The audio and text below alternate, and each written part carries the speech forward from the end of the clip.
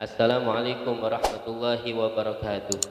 Alhamdulillah, wassalatu wassalam ala sayyidina Rasulillah Muhammad ibn Abdullah wa ala alihi wa sahbihi wa man walah, amma ba'd.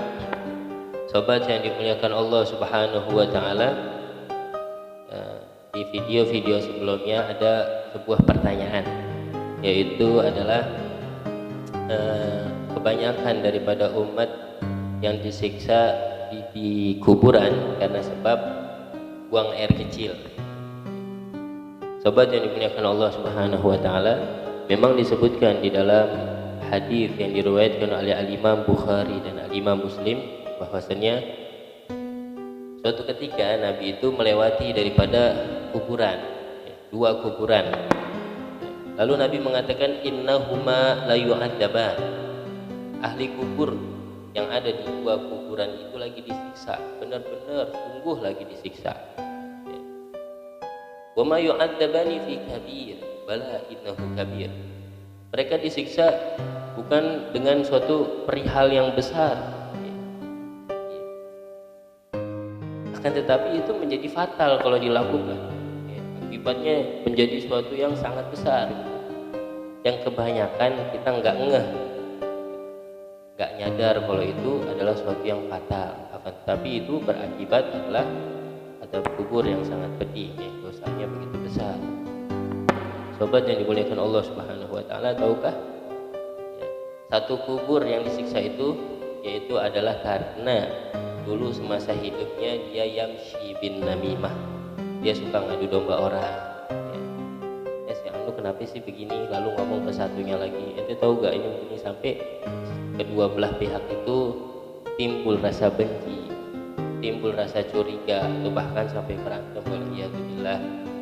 Jadi suka ngadu domba, dan itu kadang nggak terasa kalau kita ngomong, kadang itu menyebabkan seseorang dengan yang lainnya itu timbul rasa benci. Semoga kita dijaga daripada sifat ini sehingga kita dijauhkan daripada adab kubur. Yang kedua adalah satu lagi diadab, kata Rasulullah, bahwasanya ahli kubur itu layastatir min baulih. Jadi dia itu tidak pakai penutup waktu buang air kecil. Kita harusnya cari tempat yang tidak kelihatan orang, di tempat yang tersembunyi seperti itu. Dan alhamdulillah kebiasaan yang memang sudah berlaku, memang seseorang yang buang air kecil itu di kamar mandi yang tertutup. Sobat yang dimuliakan Allah Subhanahu wa taala, ini menjadi sebuah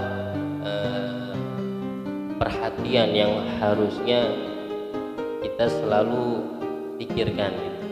Bagaimanapun kita kebelet misalnya, maka kita harus cari tempat yang agak kelihatan orang, jauh dari orang, seperti itu.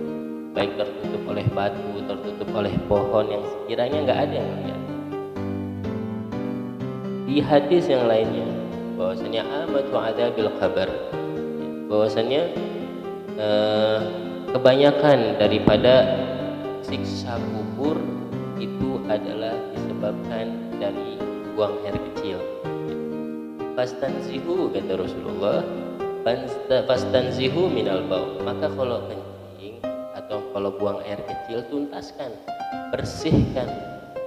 Makanya guru kami waktu di pondok mengajarkan, seandainya kita ingin buang air kecil, masuk kamar mandi, nah di situ benar-benar dilepaskan celana, sarung, seluruhnya dilepaskan untuk menghindari percikan daripada najis yang ada di buang air kecil tadi sebabnya.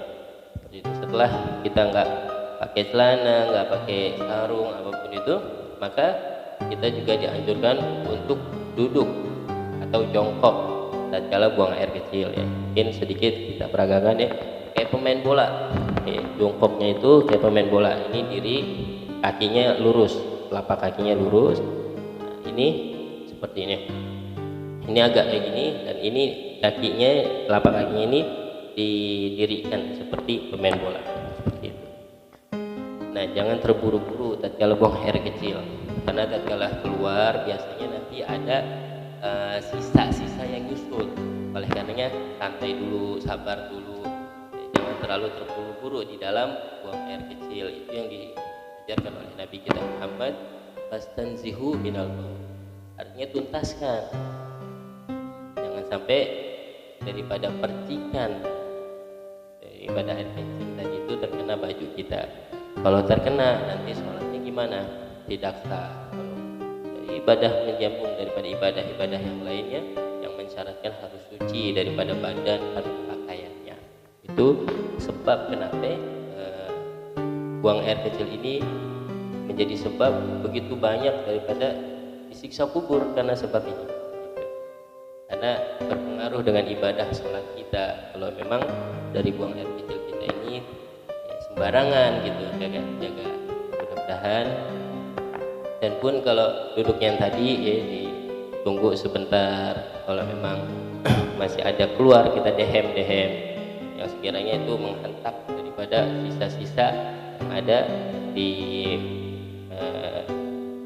yang sisa-sisa buang air kecil kita tadi sehingga habis tuntas. Dan karena biasanya kalau kita buru-buru ya, pas kita diri itu ada keluar lagi 1 tetes 2 tetes. Jadi itulah yang diajarkan oleh guru-guru kami ya, harus dituntaskan dengan cara itu. Walaupun harus dipijit ya, bagi laki-laki dipijit biasanya untuk mentuntaskan sisa-sisa yang ada di kemaluannya itu.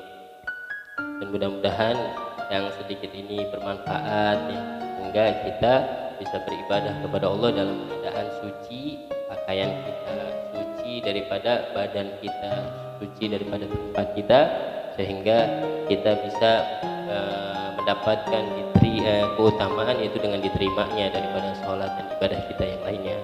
Kurang lebihnya mohon maaf. Assalamualaikum warahmatullahi wabarakatuh.